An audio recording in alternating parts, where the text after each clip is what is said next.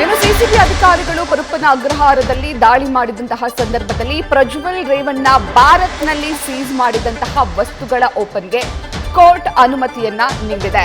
Pen drive, mobile, charger ಹಾಗೂ notebook ಇದೆಲ್ಲವನ್ನು ಕೂಡ ಸಿಸಿಬಿ ಅಧಿಕಾರಿಗಳು ವಶಕ್ಕೆ ಪಡೆದಿದ್ರು. ಪ್ರಜ್ವಲ್ ಭಾರತ್ನಲ್ಲಿ ಸೀಸ್ ಮಾಡಿದಂತಹ ವಸ್ತುಗಳನ್ನ ಓಪನ್ ಮಾಡೋದಕ್ಕೆ ಇದೀಗ ಕೋರ್ಟ್ ಅನುಮತಿಯನ್ನ ನೀಡಿದೆ. 9ನೇ ACJM ಕೋರ್ಟ್ ಅನುಮತಿ ನೀಡಿದೆ. ಈಗಾಗಲೇ ಸಿಕ್ಕಿರುವಂತಹ ವಸ್ತುಗಳನ್ನ FSLಗೆ ರವಾನಿಸಲು ಪೊಲೀಸರು ತಯಾರಿಯನ್ನ ಮಾಡಿಕೊಂಡಿದ್ದು, FSL ವರದಿ ಬಳಿಕ ಪ್ರಜ್ವಲ್ ವಿಚಾರಣೆಗೆ ಸಿದ್ಧತೆಯನ್ನ ಮಾಡಿಕೊಳ್ಳಲಾಗುತ್ತೆ. ಕೋರ್ಟ್ ಅನುಮತಿ ಬೆನ್ನಲ್ಲೇ ವಸ್ತುಗಳನ್ನ ಓಪನ್ ಮಾಡಿ ತನಿಖೆಗೆ ಸಿಸಿಬಿ ಪೊಲೀಸರು ಮುಂದಾಗಲಿದ್ದಾರೆ. ಪ್ರಜ್ವಲ್ ರೇವಣ್ಣ ಭಾರತ್ನಲ್ಲಿ ದಾಳಿ ಮಾಡಿದಂತಹ ಸಂದರ್ಭದಲ್ಲಿ ಪತ್ತೆಯಾದಂತಹ ಮೊಬೈಲ್ ಫೋನ್ ಪಾಸ್ವರ್ಡ್ ಅನ್ನ ಇಲ್ಲಿವರೆಗೂ ಪ್ರಜ್ವಲ್ ರೇವಣ್ಣ ಪೊಲೀಸರಿಗೆ ಹೇಳಿಲ್ಲ. ಮೊದಲಿಗೆ ಅದು ತನ್ನದೇ ಫೋನ್ ಅಂತ ಹೇಳಿದ್ದಂತಹ ಪ್ರಜ್ವಲ್ ರೇವಣ್ಣ ನಂತರ ನನ್ನದಲ್ಲ ಅಂತ ಹೇಳಿದ್ರು. ಹಾಗಾಗಿ ಈಗ ಅವರ ಭಾರತ್ನಲ್ಲಿ ವಶಪಡಿಸಿಕೊಂಡಂತಹ ಎಲ್ಲಾ ವಸ್ತುಗಳನ್ನ FSLಗೆ ಕಳುಹಿಸುವುದಕ್ಕೆ ಪೊಲೀಸರು ಸಿದ್ಧತೆಯನ್ನ ಮಾಡಿಕೊಂಡಿದ್ದಾರೆ.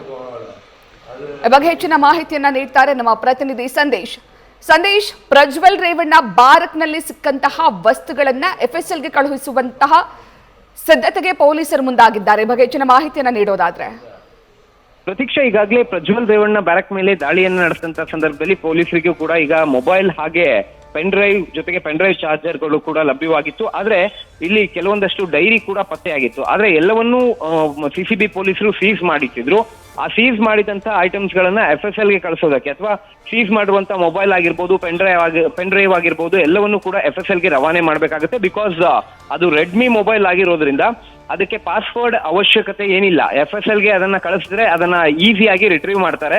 ಇಲ್ಲಿ ಪ್ರಜ್ವಲ್ ರೇವಣ್ಣ ಅದರ ಪಾಸ್ವರ್ಡ್ ಅನ್ನ ಅಂದ್ರೆ ಮೊಬೈಲ್ ನ ಪಾಸ್ವರ್ಡ್ ಅನ್ನ ಹೇಳಿಲ್ಲ. ಹಾಗಾಗಿ ಸೋ ದಟ್ ಅದನ್ನ ಟೆಕ್ನಿಕಲ್ ಸೆಲ್ಗೆ ಕಳಿಸಿ ಅದನ್ನ ರಿಟ್ರೀವ್ ಮಾಡುವಂತ ಕೆಲಸವನ್ನ ಮಾಡ್ತಾರೆ. ಆದ್ರೆ ಈಗ ಸದ್ಯ ಆ ಒಂದು ರಿಟ್ರೀವ್ ಮಾಡೋದಕ್ಕೆ ಕೋರ್ಟ್ ಅನುಮತಿ ಬೇಕಾಗುತ್ತೆ. ಹಾಗಾಗಿ ನಿನ್ನೆ 9ನೇ ACJM ನ್ಯಾಯಾಲಯ ಆ ಎಲ್ಲಾ ವಸ್ತುಗಳನ್ನ ಓಪನ್ ಮಾಡಿ FSLಗೆ ಕಳಿಸೋದಕ್ಕೆ ಈಗ ಅನುಮತಿಯನ್ನ ಕೊಟ್ಟಿರೋದ್ರಿಂದ ಈಗಾಗಲೇ ನಿನ್ನೆಯೇ ಆ ಒಂದು ಪೆನ್ ಡ್ರೈವ್, ಮೊಬೈಲ್ ಹಾಗೆ ಬೇರೆ ವಸ್ತುಗಳೇನ್ ಸಿಕ್ಕಿದಾವೆ ಅವೆಲ್ಲವನ್ನು ಕೂಡ FSLಗೆ ಕಳಿಸುವಂತ ಕೆಲಸವನ್ನ ಈಗ ಸದ್ಯ ಸಿಸಿಬಿ ಪೊಲೀಸರು ಕೂಡ ಮಾಡಿರೋದ್ರಿಂದ ಈ ಒಂದು FSL ವರದಿ 2 ದಿನಗಳ ಒಳಗೆ ಅಂದ್ರೆ ಸೋಮವಾರ ಸಂಜೆಯ ಒಳಗೆ ಸಿಸಿಬಿ ಅಧಿಕಾರಿಗಳ ಕೈ ಸೇರುತ್ತೆ. ಅದಾದ ನಂತರ ಅದರ ಆಧಾರದ ಮೇಲೆ ಆ ಒಂದು ಮೊಬೈಲ್ ನಿಂದ ಯಾರಿಗೆಲ್ಲ ಕರೆ ಹೋಗಿತ್ತು, ಜೊತೆಗೆ ಯಾರೆಲ್ಲ ವಾಪಸ್ ಮತ್ತೆ ಕರೆ ಮಾಡಿದ್ದಾರೆ ಅಂದ್ರೆ ಇನ್ಕಮಿಂಗ್ ಹಾಗೆ ಔಟ್ ಗೋಯಿಂಗ್ ಕರೆಗಳ ಮಾಹಿತಿಯನ್ನ ಕಲೆಕ್ಟ್ ಮಾಡ್ತಾರೆ. ಜೊತೆಗೆ ಆ ಮೊಬೈಲ್ ನಲ್ಲಿ ಡೌನ್ಲೋಡ್ ಆಗಿರುವಂತ ಅಶ್ಲೀಲ ವಿಡಿಯೋಗಳೇನಿದೆ ಆ ವಿಡಿಯೋಗಳಿಗೆ ಸಂಬಂಧಪಟ್ಟಂತೆ ಕೂಡ ಎನ್ಕ್ವೈರಿ ಆಗುತ್ತೆ. ಎಲ್ಲಿ ಆ ವಿಡಿಯೋಗಳನ್ನ ಡೌನ್ಲೋಡ್ ಮಾಡ್ಕೊಂಡ್ರು ಅಥವಾ ಪೆನ್ ಡ್ರೈವ್ ಮುಖಾಂತರ ಅದನ್ನ ತರಿಸ್ಕೊಂಡ್ರ ಅಥವಾ ಪೆನ್ ಡ್ರೈವ್ ಅನ್ನ ಯಾರು ತಂದು ಕೊಟ್ರು, ಜೊತೆಗೆ